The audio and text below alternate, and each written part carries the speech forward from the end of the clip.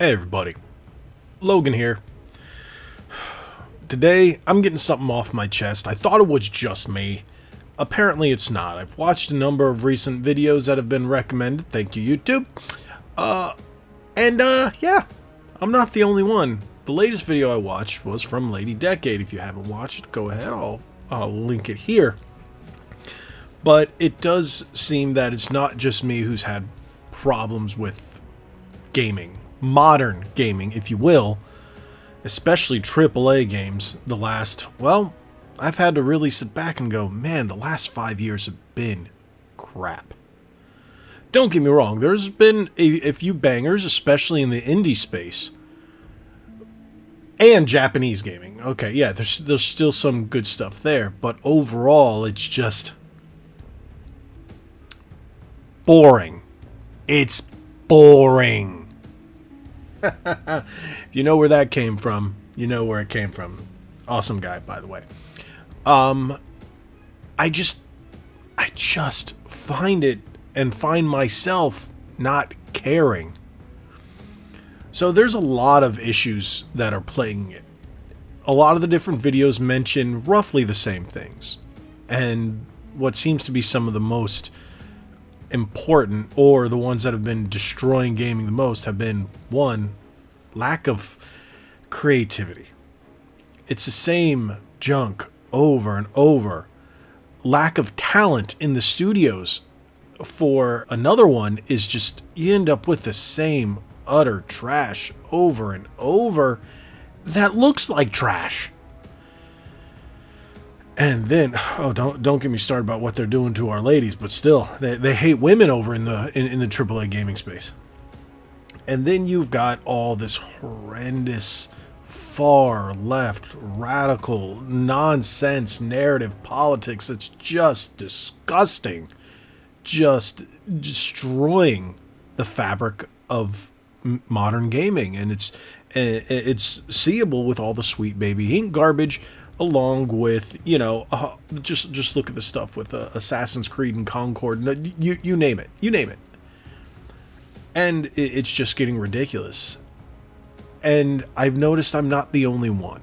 I'm glad I'm not the only one. At first I was like, maybe it's just me, and this was a couple years ago. And then as of everything, I should say as of late, as everything has come to light, yeah, it's just awful. And it's a shame, really. It really is. Because games were the escape for a lot of people. Now it seems like people are turning away because it's just modern. It's like mainstream media garbage thrown in your face. It's like if people at CNN and MSNBC wrote your video game scripts. You don't want that. Nobody wants it. And I've caught myself going back and playing older games. This last weekend, when my best friend, one of my best friends, came up to visit, my buddy Lich, fella I started the channel with, you guys may or may not know him. Go watch some of the older videos, you'll see who he is. We ended up spending one day and just playing modern retro, or retro inspired video games, if you will. We beat the new Contra, Operation Galuga. That was fantastic. We beat Streets of Rage 4. That was fantastic. And even the new release of that Ninja Turtles arcade game that came out in, 2017? Not that bad, but it was a fun play. And that's the stuff I catch myself playing. For example, the other night I went to play Street Fighter 6. I saw something, I was like, man, I haven't played this in a while. Let me pop it in. Lo and behold, I realized I never installed it into my PlayStation after I put in the new hard drive. So I had to install that. Okay. Oh, there's an update. Oh, install an update. All right. And then it says you can play. You play it, and then you can only play with two randomly generated characters for another, I don't know how long. I was like, screw this. All right, let it do its thing. I turn on my Xbox. I want to play a fighting game. So I popped in the new Mortal Kombat, which I have beaten. That's one of the few games. I'll get into that. How many of these new games I've beaten. But pop that in. 127 gig update. And I'm like, okay, you know what? It's late. I'm going to bed. So I just wanted to play for an hour or so before I went to bed. Well, that didn't happen. So I went to bed and I realized my wife is watching some TV show. I was like, okay, so let me grab my Switch. What do I play? Super Mario Bros. 3. How can you not play a classic when you can just pick up and play? That leads me to another issue. You can't pick up and play games anymore. There's either some kind of update, some kind of download. If you want to play with this, you have to buy that. You have to add a microtransaction scheme to this or something like that. You just can't play. If you see something, you got to pay. Doesn't matter that you paid $100, you still need to pay more. And then you've got that update, that 10-year update. Now, yes, I'm exaggerating, but it takes so long. And then sometimes when you get a game that doesn't have all that, oh, you've got an hour-long tutorial. Everybody needs to have their hand held to go through and learn how to play a game. Why do you need that? Remember back in the day, if you'd be playing Ninja Gaiden? Nah, there was no tutorial. Here, play, die. Okay. And then what about Mario Bros? No, you just hit start. There you go. Legend of Zelda. You can go even up into the Super Nintendo era and do the same thing. Nintendo 64? A little bit.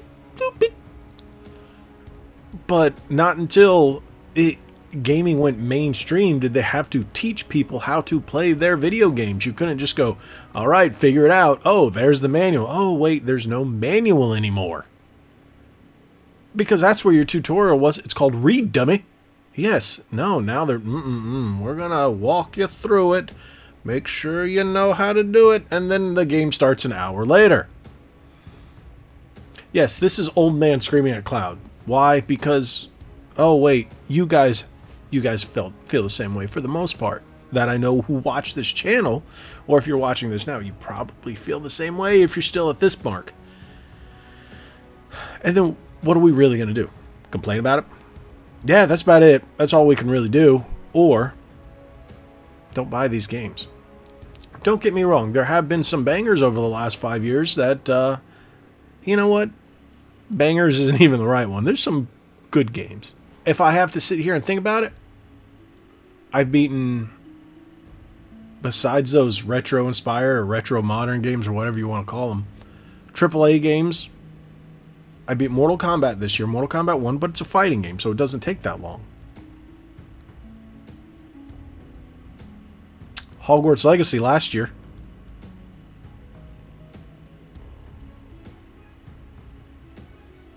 Wow, I'm just drawing a blank.